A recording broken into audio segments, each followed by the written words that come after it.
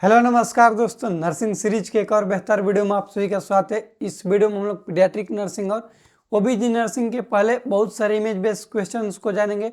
हर एक image based questions के rationals को हम लोग जानेंगे कि इससे रिलेटेड जितना भी जानकारी है सभी चीज़ें जानेंगे।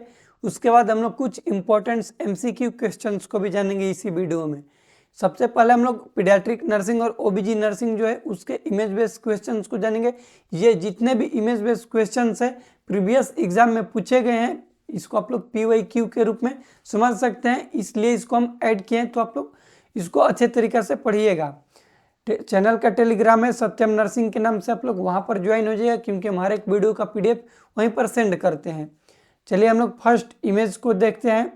यहाँ पर इमेज है, ये हम लोग का मेनुअर्स से रिलेटेड। यहाँ पर क्वेश्चन, ये इमेज को बताना कि कौन सा मेनुअर्स है, ये जो है कौन सा मेनुअर्स है। ओबीजी नर्सिंग का है, ओबीजी नर्सिंग का है, कौन सा मेनुअर्स है और कब हम लोग इसको यूज में लेते हैं, ये आप लोग को बताना है। बेसिकली ये जो मेनुअर्स है, इस मेनुअर्स को हम लोग बोलते हैं रिटजेन मेनुअर्स। क्या बोलते हैं इसको? हम लोग बोलते हैं रिटजेन मेनुअर्स। इसको बोलते हैं हम लोग रिटजेन मेनुअर। लिख लीजिएगा, रिटजेन, रिटजेन मेनुअर्स, रिटजेन मेनुअर्स। इसको यूज में इसलिए हम लोग लेते हैं, ये क्वेश्चन पूछा जाता है एग्जाम में कि रिटजेन मेनुअर्स को यूज में किस लिए लेते हैं, इसका पर्पस क्या है। तो टू प्रिवेंट पेरिनियल टीयर, जो भी पेरिनियल टीयर्स है उससे प्रिवेंट होने के लिए किया जाता है कि जो डोमिनेंट हैंड है उससे फिटस के हेड को पकड़ा जाता है और जो नॉन डोमिनेंट हैंड है उससे पेरिनियल्स को सपोर्ट दिया जाता है। ठीक, उससे क्या होगा कि पेरिनियल टीयर नहीं होगा। मेनुअर्स याद रखिएगा, रिटजेन मेनुअर से सेकेंड स्टेज ऑफ लेबर में यूज में लिए जाते हैं। इसको याद रखिएगा, इमेज बेस्ड क्वेश्चंस के रूप में ये पूछे जाते हैं।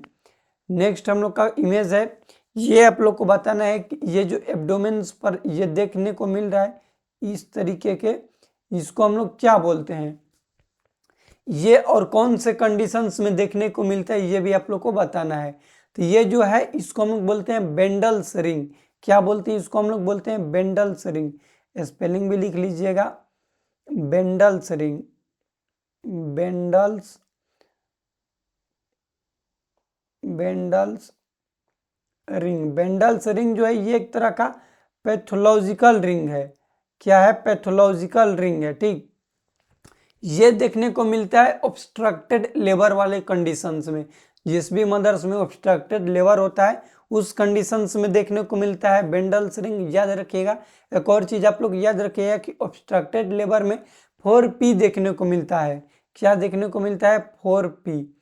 4P का मतलब लिख लीजिएगा, पैसेज। जो भी पैसेज का मतलब कि रास्ता जो है उसमें कुछ भी गड़बड़ी हो, यूट्रस में गड़बड़ी है या फिर जो भी कैनाल है उसमें गड़बड़ी है। पैसेज के बाद पैसेंजर, पैसेंजर में कौन है? फिटस, फिटस में कोई भी गड़बड़ी है उसके वजह से भी देखने को मिल सकता है ऑब्स्ट्रक्टेड लेबर।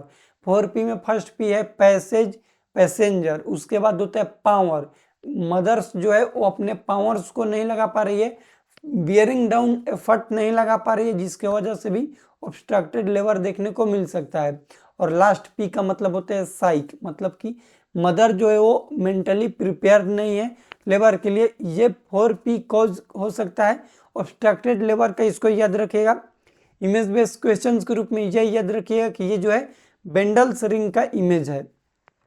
नेक्स्ट हम लोग का इमेज है जहाँ पर ये देखिए पीडियाट्रिक नर्सिंग का रिफ्लेक्सेस से इमेज है कि ये जो है कोई भी एग्जामिनर है जो कि न्यूबॉर्न बेबी के चीक पर टच कर रहा है, टैप कर रहा है। तो जो न्यूबॉर्न बेबी है वो टुवर्ड्स टचिंग साइड अपना फेस को टर्न कर रहा है। इसको हम लोग, इस मूवमेंट को कौन सा रिफ्लेक्स बोलते हैं ये आप लोग को बताना है। तो इसको हम लोग बोलते हैं रूटिंग रिफ्लेक्स। इसको हम लोग क्या बोलते हैं? तो बोलते हैं रूटिंग रिफ्लेक्स। लिख लीजिएगा, routing reflex, routing reflex. Routing reflex क्या होता है कि एग्जामिनर्स जो है वो न्यूबॉर्न बेबी के चीक पर टच करेगा तो न्यूबॉर्न बेबी शो करेगा कि टुवर्ड्स टचिंग साइड, जिस साइड से एग्जामिनर टच करेगा उसके चीक पर उसी तरफ अपना चीक को, नेक को मूवमेंट करेगा, उसी तरफ टर्न करेगा। इसको हम लोग बोलते हैं रूटिंग रिफ्लेक्स। ये रिफ्लेक्स हेल्प करता है ब्रेस्ट फीडिंग में। ये भी क्वेश्चन एग्जाम में पूछे जाते हैं, तो याद रखिएगा कि जो रूटिंग रिफ्लेक्स है वो हेल्प किस कंडीशंस में करता है, किस चीज में, तो बोलेंगे कि रूटिंग रिफ्लेक्स जो है वो ब्रेस्ट फीडिंग में हेल्प करता है। नेक्स्ट इमेज है रिफ्लेक्स का ही, ये बताना आप लोग को कि कौन सा रिफ्लेक्स है। ये जो रिफ्लेक्स है इसको हम लोग बोलते हैं फांसिंग रिफ्लेक्स। क्या बोलते हैं? फांसिंग रिफ्लेक्स। जो पहले के सेना होते थे इस तरीके से उन लोग का होता था कि एक हाथ में वो होता था उन लोग को प्रोटेक्शन के लिए गोल्ड रिंग, और दूसरे हाथ में तलवार इस तरीके से रखते थे। इसके वजह से इसको हम लोग बोलते हैं फैंसिंग रिफ्लेक्स, या फिर इसी को बोला जाता है एसिमेट्रिकल टोनिक नेक रिफ्लेक्स। याद रखिएगा ATNR इसको बोलते हैं, एसिमेट्रिकल टोनिक नेक रिफ्लेक्स, जो कि बाई बर्थ होता है ये, और डिसअपियर्स का इसका टाइमिंग पूछा जाए तो याद रख सकते हैं कि 4 से 5 मंथ पर ये डिसअपियर हो जाता है। ठीक, एसिमेट्रिकल टोनिक नेक रिफ्लेक्स। या फिर इसको इस तरीके से भी याद रख सकते हैं कि जब भी जो न्यू बॉर्न जो है अब वो इन्फेंट हो गया है, इन्फेंट रोलिंग ओवर करने लगे, रोल ओवर का मतलब होता है कि सुपाइन टू प्रोन और प्रोन टू सुपाइन करने लगे, जिसको हम लोग बोलते हैं रोल ओवर करने लगे, सुपाइन टू प्रोन और प्रोन टू सुपाइन। जो भी न्यू बॉर्न है, जो भी इन्फेंट है, इस तरीके से अपना मूवमेंट करने लगे, तो ये जो रिफ्लेक्स है ये डिसअपियर हो जाता है। कब होता है? तो 4 से 5 मंथ पर, इसको याद रखिएगा। नेक्स्ट इमेज बेस्ड क्वेश्चन ये है कि ये इमेज किस चीज को शो कर रहा है। ये जो हम लोग का इमेज है ये है मोरो रिफ्लेक्स का इमेज।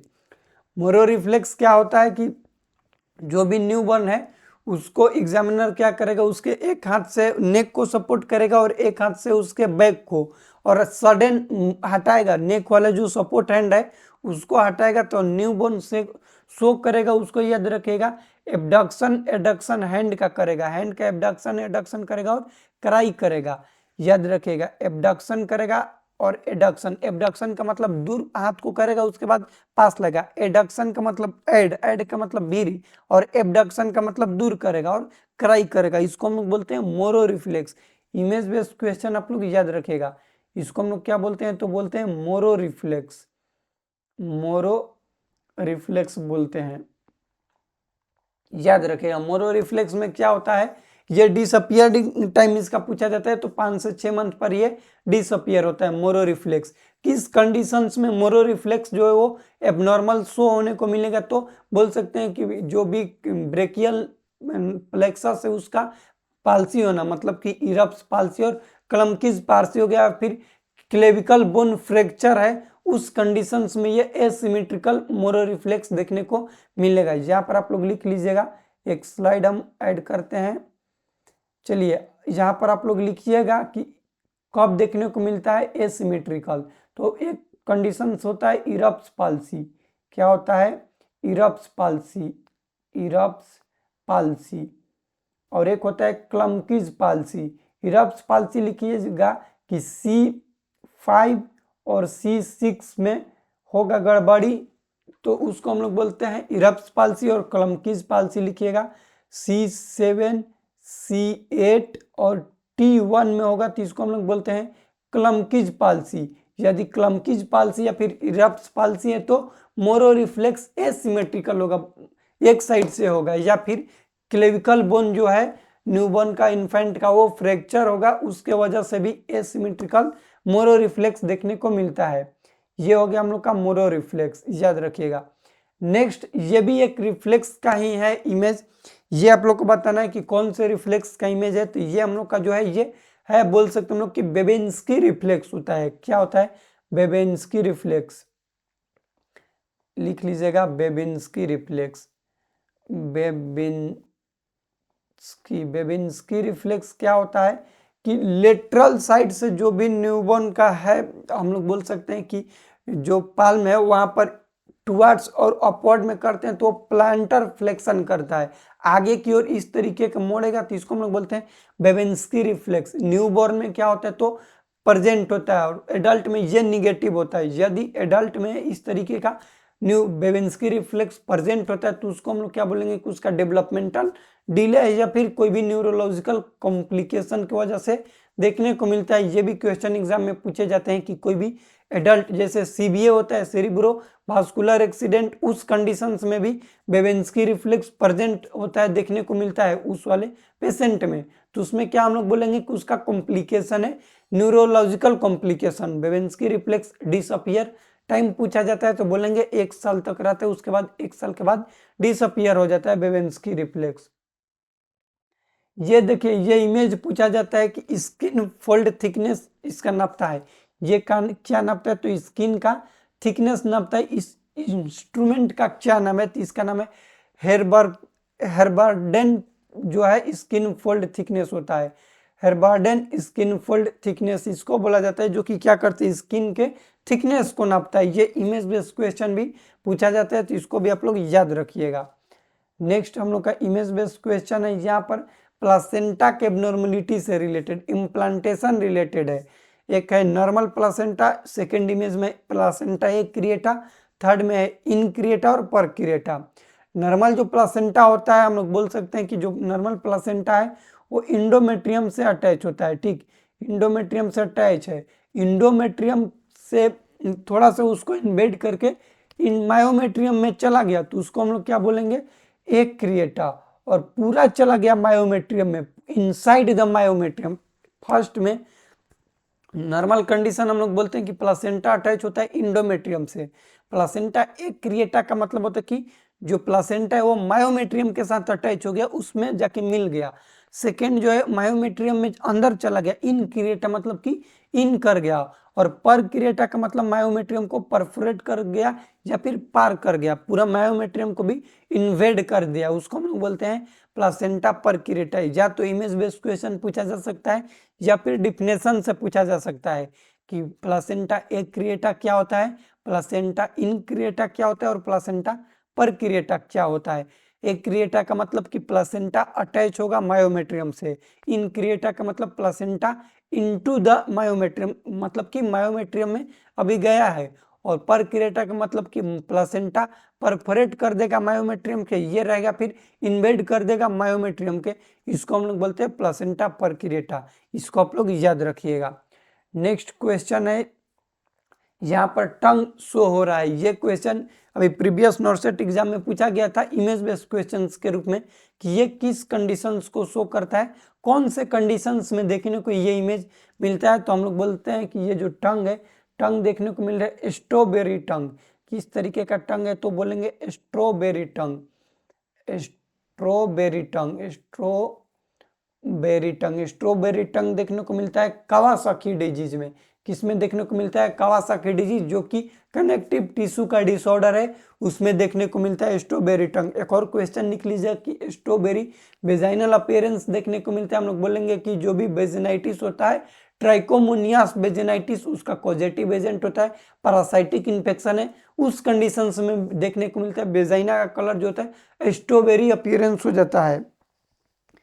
कौन से कंडीशंस में? तो हम लोग बोलेंगे पैरासाइटिक इन्फेक्शन होता है, ट्राइकोमोनियास वेजिनाइटिस उसका पॉजिटिव एजेंट है, उस कंडीशंस में भी स्ट्रॉबेरी अपीयरेंस देखने को मिलता है, लेकिन वेजाइना का। और बात करें हम लोग की टंग का कब देखने को मिलता है, तो बोलेंगे कि कावासाकी डिजीज में देखने को मिलता है। और ये क्वेश्चन तो हम लोग को अभी फिलहाल जो नॉर्सेट 9 प्रीलिम्स हुआ था, इसमें क्वेश्चन पूछा गया था पीडियाट्रिक नर्सिंग का है। ये इमेज बेस्ड क्वेश्चन था कि ये क्या है, इमेज का नाम बताना है। तो ये हेर्बेल्डन्स फीडर्स, ये जो आप लोग को बताए थे, ये हेर्बेल्डन्स स्किन फोल्ड थिकनेस नापता है। और ये जो है हेर्बेल्डन्स फीडर्स है, जो कि क्लेफ्ट लिप्स वाले जो होता है और क्लेफ्ट पैलेट वाले न्यूबॉर्न इन्फेंट, उसमें फीडिंग के रूप में काम किया जाता है।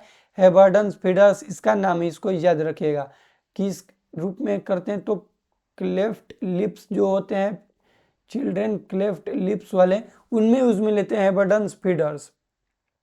नेक्स्ट ये बताना है कि ये किस चीज का इमेज है। ये क्या शो हो रहा है कि जो यहाँ पर पेशेंट है, उसके पेशेंट के फेस पर बटरफ्लाई मास्क देखने को मिल रहा है। यहाँ पर ड्रॉ करेंगे तो ड्रॉ भी हो जाएगा, बटरफ्लाई मास्क शो हो रहा है उसके फेस पर। उसके फेस पर बटरफ्लाई रेसेस देखने को मिलता है। आप लोग को बताना है कि कौन से कंडीशंस में देखने को मिलता है। बटरफ्लाई मास्क कौन से कंडीशंस में देखने को मिलता है? तो हम लोग बोलेंगे कि ये देखने को मिलता है SLE, एक डिजीज होता है। कौन सा डिजीज? SLE फुल फॉर्म लिख लीजिएगा, सिस्टमेटिक लूपस इरिथमेटस। पूरा हम लोग बात करें कि ओवरऑल डिजीज है ये सिस्टमेटिक लूपस इरिथमेटस। उस कंडीशंस में देखने को मिलता है, सिस्टमेटिक है, सिस्टमेटिक मतलब कि हर एक बॉडी ऑर्गन्स इसमें शामिल होते हैं। ये लूपस का मतलब होता है कि ये हम लोग ये देखने को मिलेगा लूप में, और इरिथमेटस का मतलब रेडनेस देखने को मिलता है। SLE डिजीज में पूरा देखने को मिलता है बटरफ्लाई रेसेस, जिसको आप लोग याद रखिएगा।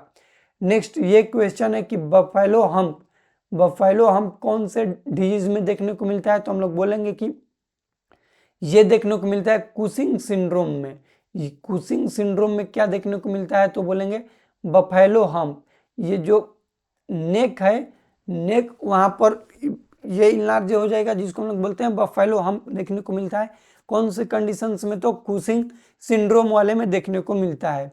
ये इमेज आप लोग को बताने की क्या इमेज है। इमेज में क्या शो हो रहा है कि ये जो लिप्स है, लिप्स के लोअर लिप और सराउंडिंग में ऑरेंज अपीयरेंस हो रहा है, ऑरेंज कलर का ये इचिंग ये अपीयरेंस हो रहा है। ये इसको हम लोग बोलते हैं इम्पेटिगो। क्या बोलते हैं? इसको हम लोग बोलते हैं इम्पेटिगो। इम्पेटिगो स्किन का डिसऑर्डर है जिसमें देखने को मिलते हैं इम्पेटिगो, याद रखिएगा।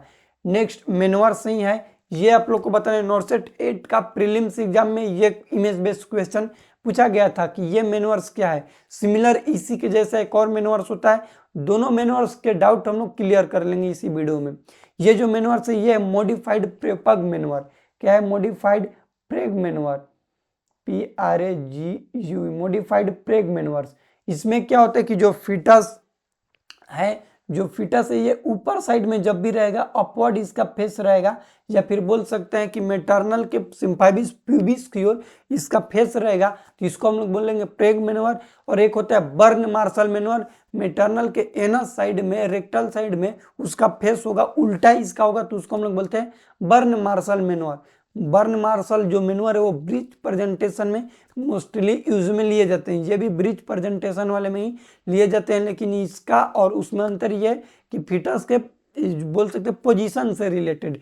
इसमें जो इसका फेस है वो सिम्फाइबिस प्यूबिस की साइड होगा और बर्न मार्शल में एनल साइड में होगा। बस इतना ही डिफरेंट है प्रेग मेनोवर और बर्न मार्शल मेनोवर में, याद रखिएगा। नेक्स्ट इमेज ये है पीडियाट्रिक नर्सिंग से रिलेटेड। ये इमेज आप लोग को बताना है कि ये इस इमेज में ये जो इन्फेंट है इसके हैंड पर क्या है, तो इसको हम लोग बोलते हैं एल्बो रिस्ट्रेन। क्या बोलते हैं? तो एल्बो रिस्ट्रेन बोलते हैं। और इसको भी अगेन हम लोग क्लेफ्ट लिप्स वाले या फिर क्लेफ्ट पैलेट वाले जो भी इन्फेंट होते हैं उसके मैनेजमेंट में लगाते हैं, ताकि ये लगाएंगे तो ये मुड़ेगा नहीं, और मुड़ेगा नहीं तो ये सुचर लाइंस को डैमेज नहीं कर पाएंगे, इससे कुछ भी अपना हार्मफुल नहीं कर पाएंगे, हानि नहीं कर पाएंगे, इसलिए इसको यूज में लेते हैं, एल्बो रिस्ट्रेन है। नेक्स्ट इमेज ये है, ये भी क्लेफ्ट लिप्स और क्लेफ्ट पैलेट वाले के मैनेजमेंट में लेते हैं। इस इमेज का नाम है लोगन्स बाउ। याद रखिएगा ये क्वेश्चन पूछा जाता है, लोगन्स बाउ किस डिजीज कंडीशन के मैनेजमेंट में हम लोग लेते हैं? तो क्लेफ्ट लिप्स और क्लेफ्ट पैलेट वाले में। ये जो है ये प्रिवेंट करता है to prevent the damage of suture line. जो भी सुचर लाइन होता है उससे उसको डैमेज होने से प्रिवेंट करता है लोगन्स बाउ, याद रखिएगा। एक और चीज आप लोग याद रखिएगा कि जो भी क्लेफ्ट लिप्स और क्लेफ्ट पैलेट होता है उसके मैनेजमेंट में हम लोग रूल ऑफ 10 फॉलो करते हैं। रूल ऑफ 10 में क्या क्या होता है याद रखिएगा कि जो भी इन्फेंट है उसका 10% हीमोग्लोबिन होना चाहिए, 10 वीक उसका एज होना चाहिए, और 10 पाउंड उसका वेट होना चाहिए, 10 LBS उसका वेट होना चाहिए। इसको बोलते हैं रूल ऑफ 10। क्लेफ्ट लिप्स की बात करें कि टाइमिंग क्या होता है सर्जरी का, तो बोलेंगे 6 मंथ, और क्लेफ्ट पैलेट का 1 साल। एक और क्वेश्चन पूछा जाता है कि क्लेफ्ट पैलेट के आफ्टर सर्जरी कौन सा पोजीशन देते हैं, तो याद रखिएगा प्रोन पोजीशन देते हैं। आफ्टर सर्जरी क्लेफ्ट पैलेट के पोजीशन का पूछा जाए तो बोलेंगे कि प्रोन पोजीशन देते हैं, प्रिवेंट करने के लिए risk of aspiration, risk of aspirate ना कर पाए कोई भी चीज, इसके वजह से क्लेफ्ट पैलेट के सर्जरी के बाद प्रोन पोजीशन दिया जाता है। ये भी क्वेश्चन एग्जाम में पूछे जाते हैं, तो इसको भी आप लोग याद रखिएगा। नेक्स्ट इमेज हम लोग का एसिड बेस इम्बैलेंस से रिलेटेड है। एसिड बेस इम्बैलेंस बात करें तो 4 टाइप्स के होते हैं। एक होगा acid respiratory acidosis, respiratory alkalosis. Second होगा मेटाबॉलिक एसिडोसिस और मेटाबॉलिक एल्कोलोसिस। रेस्पिरेटरी जो है रिलेटेड होगा लंग्स ले, रेस्पिरेटरी रिलेटेड होगा लंग्स ले, मेटाबॉलिक रिलेटेड होगा किडनी से। इसमें आप लोग को ये याद रखना है कि पीएच बढ़ेगा तो CO2 घटेगा। क्या होगा, यहाँ पर इमेज में भी है, पीएच घटेगा तो CO2 बढ़ेगा और पीएच बढ़ेगा तो CO2 घटेगा। इसका मतलब ये है कि ब्लड का पीएच बढ़ेगा। ब्लड का नॉर्मल पीएच कितना होता है, तो लिख लीजिएगा इसको, ब्लड का नॉर्मल पीएच होता है 7.35 टू 7.45। ये नॉर्मल ब्लड का पीएच है। यदि ये बढ़ेगा या 7.35 से कम होगा, 7.35 से कम होगा तो CO2 बढ़ेगा और 7.45 से ज़्यादा होगा तो CO2 घटेगा। विपरीत होता है, उल्टा होता है, अपोजिट होता है। और ये याद रखिएगा मेटाबॉलिक में कि पीएच घटेगा तो HCO3 जो बाइकार्बोनेट है ये भी घटेगा। HCO3 नॉर्मल लिख लीजिएगा कितना होता है, तो HCO3 बोलेंगे हम लोग कि 22 टू 27 होता है मिली इक्विवेलेंट पर लीटर। मिली इक्विवेलेंट पर लीटर क्या होता है, तो ये HCO3 होता है। इसको आप लोग याद रखिएगा। ये हम लोग का इमेज बेस्ड क्वेश्चन हो गया पीडियाट्रिक नर्सिंग और इमेज बेस्ड OBG नर्सिंग से रिलेटेड। वीडियो में कुछ भी डाउट होगा तो कमेंट कीजिएगा। इस वीडियो को अपने दोस्तों के साथ शेयर कीजिएगा। मिलते हैं नेक्स्ट वीडियो में नर्सिंग सीरीज के 11th एपिसोड में। तब तक के लिए जय राम जी की। वीडियो को देखने के लिए बहुत बहुत धन्यवाद।